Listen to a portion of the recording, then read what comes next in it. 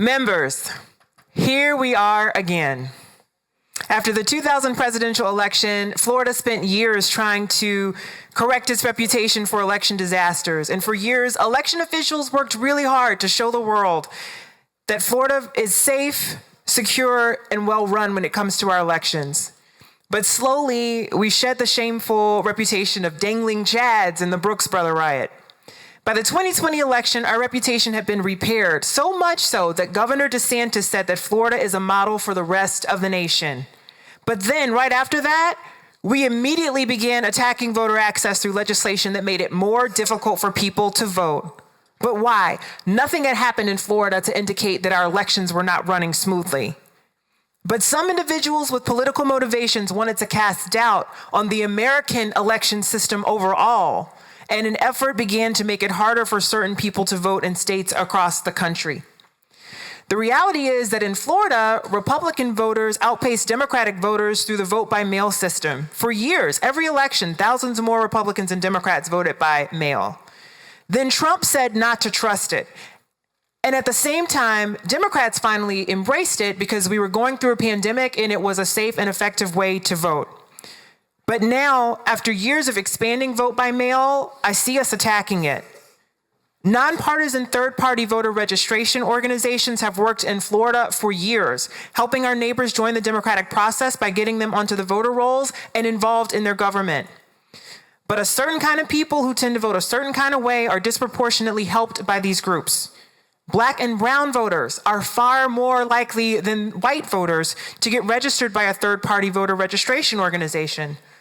That is one important reason why it is problematic to attack nonpartisan voter registration organizations through the policies in this bill. With these new penalties and restrictions, some of these groups might not be able to continue working in Florida, and that doesn't make our elections better. It makes it more difficult for the communities that they help. They were already heavily regulated with sufficient penalties for violating the rules. The impact of these new penalties will be punitive. And the practical effect will not be to regulate, but to eliminate these organizations that have helped Florida voters for years. In Florida, election crimes are extremely rare, but one of the most common one is for someone to vote in two different states.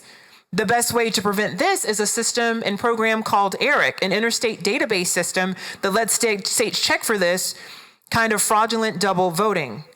But unfortunately, just last month, Florida left ERIC because of a conspiracy theory from a right-wing blog. There's no other way to describe that. Maybe we should address this obvious blind spot in our election security instead of attacking problems that don't exist. Members, our supervisors of elections don't need more burdensome rules and regulations. Our nonpartisan voter organizations don't need new crushing punitive penalties, and we don't need to make it harder for hardworking Floridians to cast their vote. But new law after new law, this legislature makes it harder and harder to vote. We make it less convenient, more complicated, less accessible, and more intimidating. And I think it's important to note that many of the policies we pass here, just like this, the ones in this bill, don't happen in a vacuum. You can look at the research and it shows in states in odd number years, voting restrictions tend to get tighter before you head into a general election. Florida's not alone in this. Our democracy functions best when elections have as much participation as possible. Our democracy functions best when every corner of a community is invested in its future. And our democracy functions best when casting a secure ballot in a fair election is as easy as possible. This bill would move Florida backwards. Members, let's not move backwards. In Florida, we haven't even waited to see what last year's bill does before we have proposed the next set of changes. It seems to me and a lot of people to be about power and control and about making things harder for certain people. And I think to the voters, this feels very aggressive. Everyone can see that this is undemocratic and it's wrong.